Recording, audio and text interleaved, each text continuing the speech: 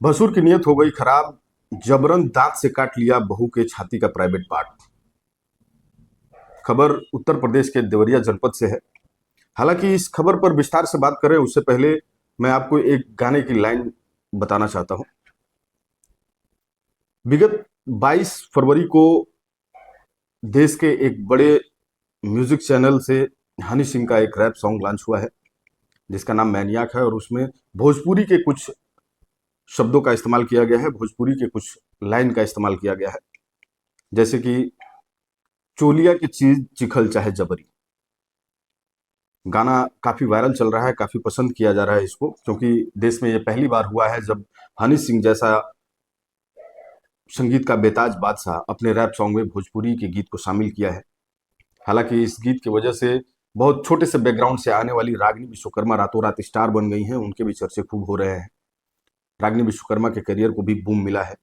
लेकिन अब आप सोच रहे होंगे कि आखिर इस खबर के दरमियान मैं इस गीत की चर्चा क्यों कर रहा हूं, तो थोड़ा सा गौर फरमाइएगा कि इस गीत में जो शब्द हैं वैसा ही कुछ वाकया निकल करके उत्तर प्रदेश के देवरिया जनपद के बनकटा थाना क्षेत्र से आया है।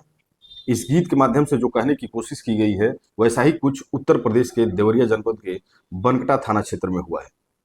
आरोप लगा है कि एक भसुर की नीयत खराब हो गई और वो अपने बहू के साथ जबरन छेड़खानी किया और उसके छाती के प्राइवेट पार्ट को दांत से बुरी तरह से काट लिया, जिसमें महिला घायल हुई।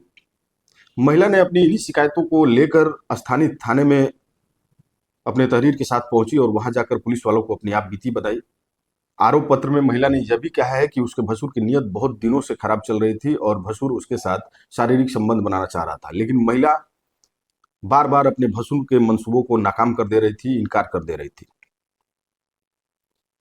विगत कुछ दिन पहले भसुर ने फिर से ऐसा ही कुछ करने का कोशिश किया और महिला ने जब फिर से इनकार किया तो नाराज भसुर महिला को जबरन पकड़कर उसके छाती के प्राइवेट पार्ट को बुरी तरह से दांत से काट लिया, जिसमें महिला बुरी तरह से घायल हुई। महिला ने अपने आरोप पत्र में यह भी बताया है कि उसका पति मंदबुद्धि का है और इसी बात का फायदा उठाकर उसका भसुर उसके साथ शारीरिक संबंध बनाने की कोशिश करता रहा है। महिला ने अपने आरोप पत्र में कहा है कि पहले भी भसुर इस तरह की हरकतों को करता था और जब महिला इनकार करती थी तो उसे लात घूंसों से मारा पीटा जाता था और घर से बाहर निकाल दिया जाता था। हालांकि इस पूरे प्रकरण में सच्चाई क्या है ये पुलिस के जांच के बाद ही पता लगेगा।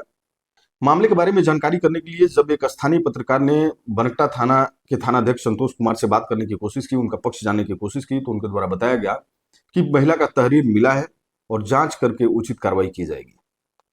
अभी तक हमने आपको जो बताया भसुर पे जो आरोप लगे वो महज आरोप है, सच्चाई पुलिसिया जांच के बाद ही सामने आएगी।